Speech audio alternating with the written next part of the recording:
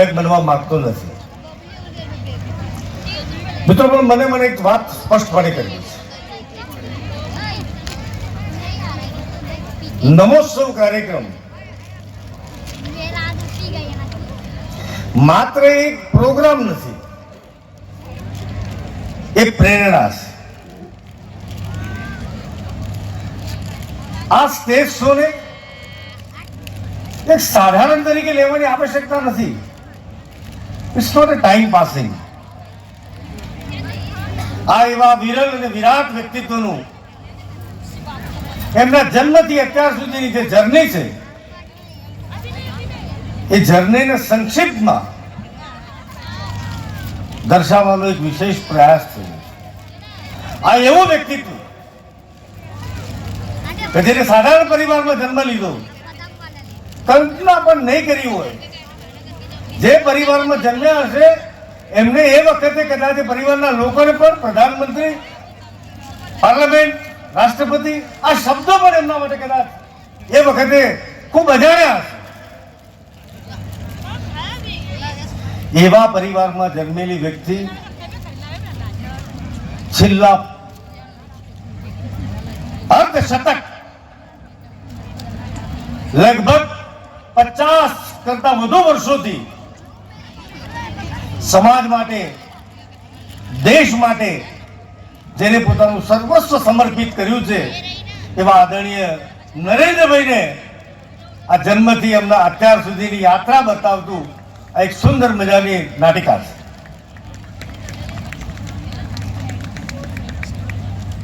બાળપણમાં, એમની યુવાવસ્થામાં અને વર્તમાન આ આખી જર્નીમાં એમનો વિશેષ વ્યક્તિગત કોઈ ઉદ્દેશ જ નથી, કોઈ હિડન એજન્ડા નથી. માત્ર હું, મારો દેશ, મારી માતૃભૂમિ, આ સિવાય બીજી કોઈ જ કલ્પના નથી. અને આ આખી ઘટનાને એને સ્ટેજ શોના કાર્યક્રમથી દર્શાવવા માટે જેને પ્રયાસ કર્યો, મારા મિત્ર પણ છે ભાઈ શ્રી સાંઈરામભાઈ દવે. એમનું પણ એવું જ હતું. સાધારણ પરિવારમાં, શિક્ષક પરિવારમાં જન્મેલી વ્યક્તિ, વ્યવસાય શબ્દ પ્રયોગ ન કરતા સ્વભાવે જે શિક્ષક છે એવા સાંઈરામજીને પણ હું હૃદયથી અભિનંદન આપું છું. એમના દીકરાને અને એમના ભાઈને પણ અભિનંદન આપું. મને યાદ છે કે હું 2007માં જયારે ધારાસભ્ય હતો,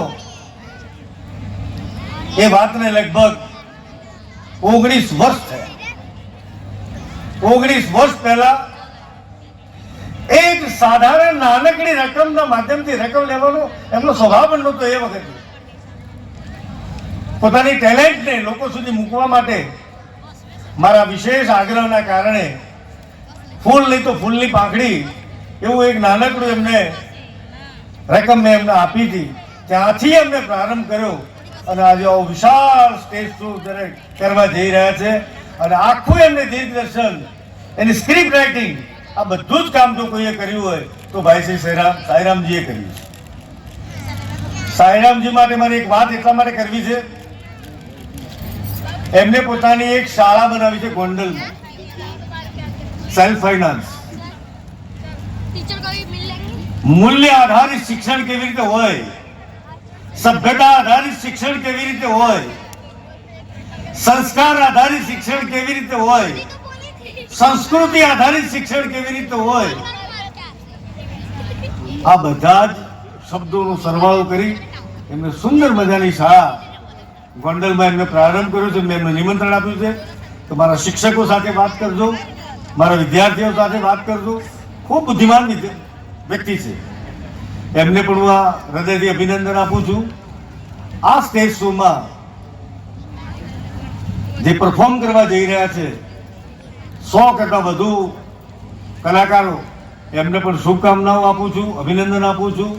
અને મિત્રો, આપ સૌને બે હાથ જોડીને વિનંતી કરું છું, આ આખા કાર્યક્રમ દરમિયાન ખૂબ શાંતિ જાળવી માત્ર કાર્યક્રમને નિહાળજો એવું નથી કહેતો, એને માણજો, એમાંથી પ્રેરણા મેળવજો. પ્રત્યેક પડકાર સામે કેવી રીતે સમાધાન મેળવી શકાય, એના ઉપર કેવી રીતે વિજય થઈ શકાય. હતાશ નહીં થવાનું, નિરાશ નહીં થવાનું. ઘણી મોટી સમસ્યાઓ આવી છે એમના જીવન દરમિયાન. બધી જ સમસ્યાઓમાં એમને સમાધાન શોધ્યા. દરેક આપત્તિને એમને અવસરમાં પલટી છે.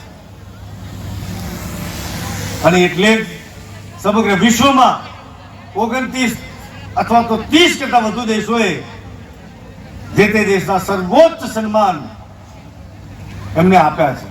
નોટ ઓનલી ધેટ, 25 વર્ષ કરતા વધુ સમયથી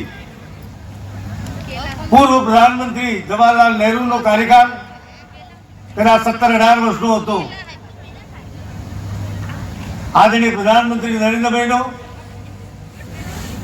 સ્ટેટના હેડ તરીકે,